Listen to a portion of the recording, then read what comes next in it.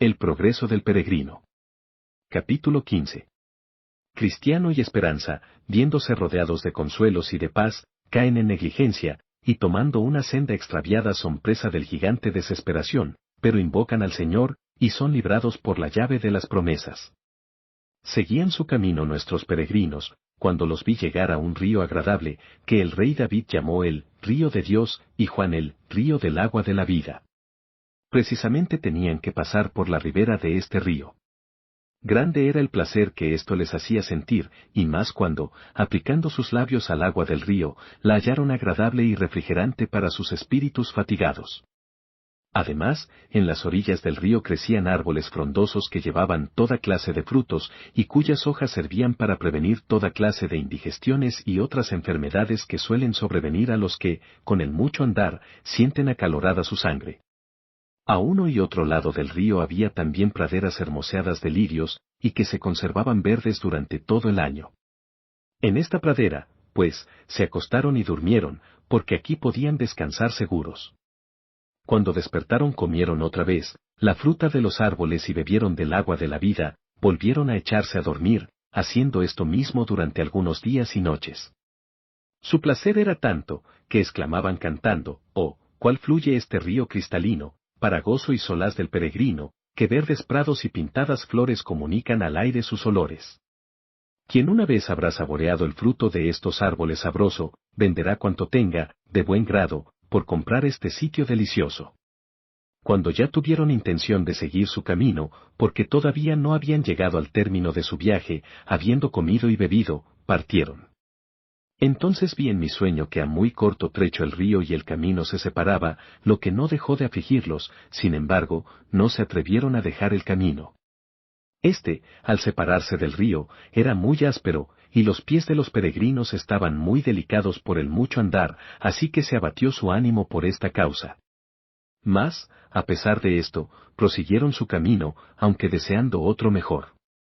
Un poco más adelante había, a la izquierda del camino, una pradera a la cual daban entrada unos escalones de madera, se llamaba el prado de la senda extraviada.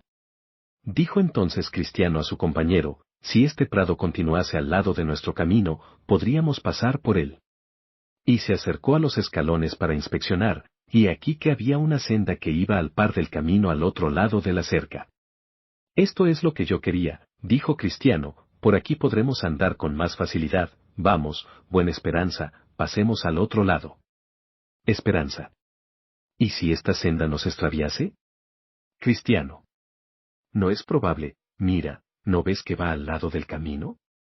Y Esperanza, persuadido por su compañero, pasó con él al otro lado de la cerca, esta senda era muy suave para sus pies.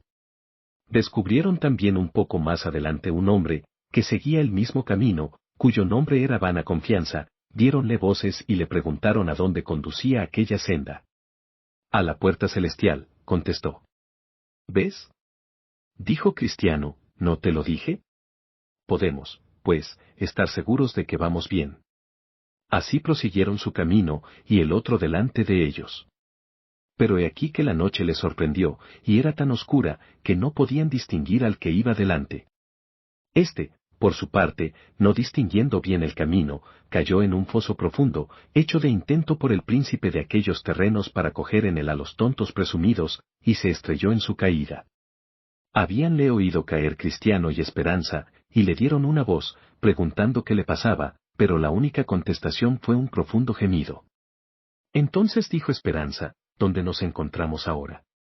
Cristiano no se atrevió a responder, temeroso de haberse extraviado, a la vez que empezó a llover, tronar y relampaguear de una manera atronadora, y el agua a crecer y anegarlos. Gimió entonces Esperanza para sí, diciendo, ojalá hubiera seguido mi camino. Cristiano. ¿Quién iba a pensar que esta senda nos hubiera extraviado tanto? Esperanza.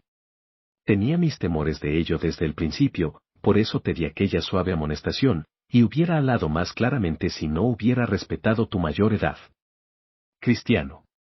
Mi buen hermano, no te ofendas, siento en el alma haberte extraviado del camino, exponiéndote a peligro tan inminente, perdóname, no lo he hecho con mala intención. Esperanza. Consuélate, hermano, porque te perdono de buen grado, y creo también que esto nos ha de servir de provecho. Cristiano. Me alegro caminar con un hermano tan bondadoso, pero no debemos estarnos aquí, probemos a retroceder en busca del camino. Esperanza. Pero, querido hermano, déjame que vaya delante. Cristiano. No, quiero ir el primero para que si hay peligro sea yo el que lo sufra antes, ya que por mi causa ambos nos hemos extraviado. Esperanza. No, no debe ser así, porque estando turbado tu ánimo, tal vez nos extraviemos todavía más. Entonces, con gran consuelo suyo, oyeron una voz que decía, nota atentamente la calzada, el camino por donde viniste, vuélvete. Pero he aquí que las aguas habían crecido grandemente, por cuya razón la vuelta era ya muy peligrosa. Entonces pensé que es más fácil salir del camino cuando estamos dentro, que volver a él una vez fuera. Sin embargo, se arriesgaron a volver, pero era ya tan oscuro y la avenida estaba tan alta, que por poco se ahogan 9 o 10 veces. Por mucha diligencia que pusieron, no podían dar con los escalones de madera, así que, habiendo hallado un pequeño resguardo, se sentaron allí hasta la venida del día, y la fatiga y cansancio cerraron sus ojos para el sueño. Pero no lejos de donde estaban había un castillo, que se llamaba Castillo de la Duda, y cuyo propietario era el gigante Desesperación, a quien pertenecían también los terrenos en donde se habían echado a dormir. Habiendo madrugado el gigante, paseándose por sus campos, sorprendió a los dormidos Cristiano y Esperanza. Con voz áspera y amenazadora les despertó, y preguntó de dónde eran y qué querían en sus campos.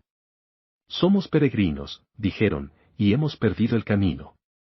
Miserables, dijo el gigante, habéis violado mis terrenos esta noche, pisando y echándoos sobre mi césped, y así sois mis prisioneros. A esta intimación nada tuvieron que hacer más que obedecer, porque podía más que ellos, y se reconocían transgresores. El gigante, pues, los empujó delante de sí y los metió en un calabozo de su castillo, muy oscuro, hediondo y repugnante a los espíritus de esos pobres hombres. Allí estuvieron desde la mañana del miércoles hasta el sábado por la noche, sin tomar bocado de nada, ni una gota de agua, sin luz y sin que nadie les preguntase cómo les iba. Triste era su situación, y muy lejos de amigos y conocidos, y más triste aún la de Cristiano, porque, a causa de su mal aconsejada prisa, habían caído en tamaño infortunio. Tenía el gigante Desesperación una esposa, llamada Desconfianza, a la cual, cuando se hubieron acostado, dio cuenta de cómo había cogido 2 prisioneros y los había arrojado en su calabozo por haber violado sus campos, preguntándole después su opinión sobre lo que debería hacerse con ellos. Desconfianza, habiéndose enterado de quiénes eran, de dónde venían y a dónde iban, le aconsejó que a la mañana siguiente los apalease sin misericordia. Luego, pues, que se hubo levantado, se proveyó de un terrible garrote de manzano silvestre y bajó al calabozo. Los injurió primero, tratándolos como a perros, aunque nada malo le contestaron, y luego cayó sobre ellos, apaleándolos de tal manera, que no se podían mover, ni aun volverse en el suelo de un lado a otro. Hecho esto se retiró, dejándolos abandonados en su miseria y llorando su desgracia, así que todo aquel día lo pasaron solos en sollozos y amargas lamentaciones. La noche siguiente, hablando Desconfianza con su marido sobre ellos, y enterada de que vivían aún, dijo que debía aconsejarles que pusiesen fin a su existencia. Venida, pues, la mañana, entró a ellos de una manera brusca, como el día anterior, y notando que sufrían mucho por los golpes que les había dado, les dijo, puesto que no habéis de salir de este lugar, lo mejor que podéis hacer es poner fin a vuestra vida, sea con cuchillo, con una cuerda o con veneno, porque, como habéis de elegir una vida tan llena de amargura. Pero ellos le instaban a que les dejase marchar. Entonces él los miró tan fieramente y con tanto ímpetu cayó sobre ellos, que seguramente los hubiera quitado de en medio, a no haberle acometido uno de los muchos accidentes que le daban en el buen tiempo, y que en aquel entonces le privó del uso de sus manos, obligándole a retirarse y dejarlos solos pensando sobre lo que podrían hacer. Entonces se pusieron a discurrir si sería mejor seguir el consejo del gigante, teniendo con este motivo el siguiente diálogo. Cristiano. Hermano, ¿qué vamos a hacer? La vida que llevamos es miserable, por mi parte, no sé si es mejor vivir así o morir desde luego, mi alma tiene por mejor el ahogamiento que la vida, y el sepulcro me sería más agradable que este calabozo. ¿Vamos a tomar el consejo del gigante? Esperanza. Es verdad que nuestra condición actual es terrible, y la muerte me sería mucho más grata si así hemos de estar para siempre. Sin embargo, consideremos que el señor del país a donde nos dirigimos ha dicho, no matarás, y si se nos hace esta prohibición con respecto a otros, mucho más debe hacérsenos con respecto a nosotros mismos. Además, el que mata a otro no mata más que su cuerpo, pero el que se mata a sí mismo, mata el cuerpo y el alma a una, y sobre todo, hablas de descanso en el sepulcro, pero ¿acaso has olvidado a dónde van ciertamente los que matan? Porque ningún asesino tiene vida eterna. Consideremos, además, que no está toda la ley en manos de este gigante, hay otros, según entiendo, que, como nosotros, han sido cogidos por él, y, sin embargo, han escapado de sus manos. Quién sabe si ese Dios que ha hecho el mundo hará que muera ese gigante de desesperación, o que un día u otro se olvide echar el cerrojo, o que tenga pronto otro de sus accidentes estando aquí y pierda el uso de sus pies. Si tal aconteciese otra vez, estoy resuelto a obrar con energía y hacer lo posible por escaparme de sus manos. He sido un tonto en no haberlo procurado antes, pero tengamos paciencia y suframos un poco más, vendrá la hora en que se nos dará una feliz libertad, no seamos nuestros propios asesinos. Con tales palabras consiguió Esperanza por entonces moderar el ánimo de su hermano, y así siguieron juntos en las tinieblas todo aquel día, en su triste y dolorosa situación.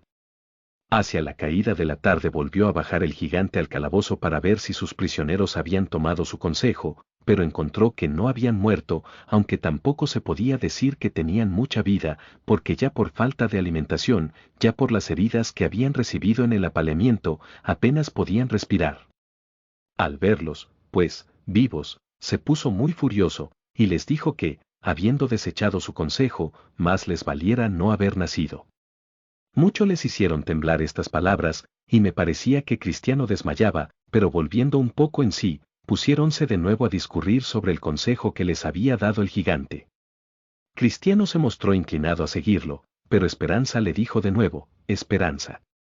Hermano mío, ¿has olvidado el valor que hasta ahora tuviste en otras ocasiones?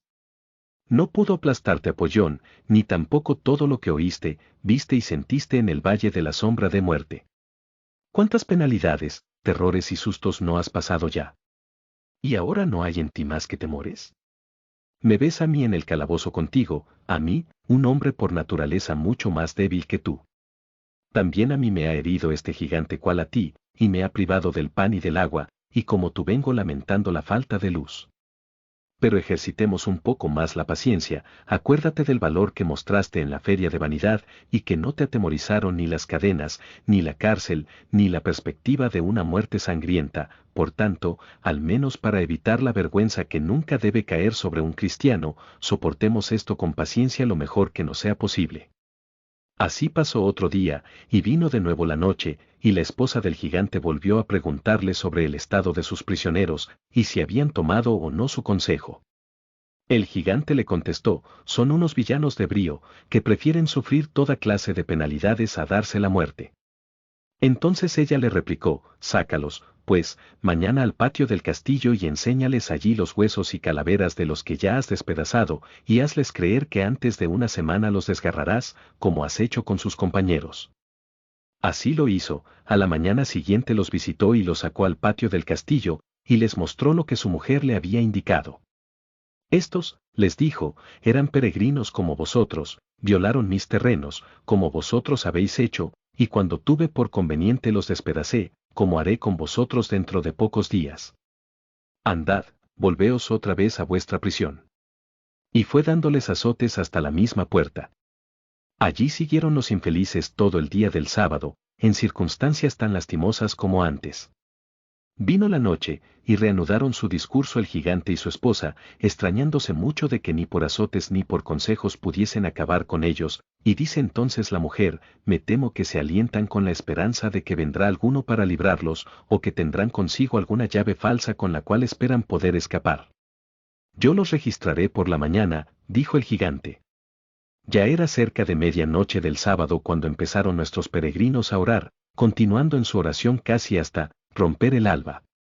Momentos antes de amanecer, el bueno de Cristiano prorrumpió como despavorido en estas fervientes palabras, qué tonto y necio soy en quedarme en mi calabozo hediondo, cuando también pudiera estar paseándome en libertad. Tengo en mi seno una llave, llamada promesa, que estoy persuadido podrá abrir todas y cada una de las cerraduras del castillo de la duda. ¿De veras? Dijo Esperanza. Estas son buenas noticias, hermano, sácala de tu seno y probaremos. Cristiano sacó su llave, la aplicó a la puerta del calabozo, y a la media vuelta la cerradura cedió, y la puerta se abrió de par en par y con la mayor facilidad, y Cristiano y Esperanza salieron. Llegaron a la puerta exterior que daba al patio del castillo, y ésta se dio con la misma facilidad. Dirigiéronse a la puerta de hierro que cerraba toda la fortaleza, y aunque allí la cerradura era terriblemente fuerte y difícil, con todo, la llave sirvió para abrirla.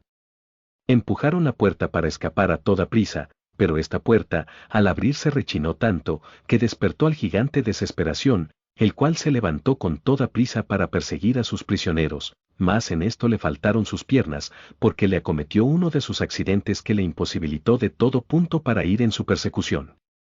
Entonces ellos corrieron, llegando otra vez al camino real, libres de todo miedo, pues ya estaban fuera de la jurisdicción del gigante. Habiendo, pues, rebasado los escalones, principiaron a discurrir entre sí sobre lo que podrían hacer en ellos para prevenir que los que vinieran detrás no cayesen también en manos del gigante. Así acordaron erigir allí una columna y grabar en lo alto de ella estas palabras: estos escalones conducen al castillo de la duda, cuyo dueño es el gigante Desesperación, que menosprecia al rey del país celestial y busca destruir sus santos peregrinos. Con esto, muchos que llegaron a este punto en los tiempos sucesivos, veían el letrero y evitaban el peligro. Hecho esto, cantaron como sigue: por dejar nuestra senda hemos sabido lo que es pisar terreno prohibido. Cuide de no salir de su sendero el que no quiera verse prisionero del gigante cruel, que vive en guerra con Dios, y al peregrino extraviado en el castillo de la duda encierra por verle para siempre desgraciado.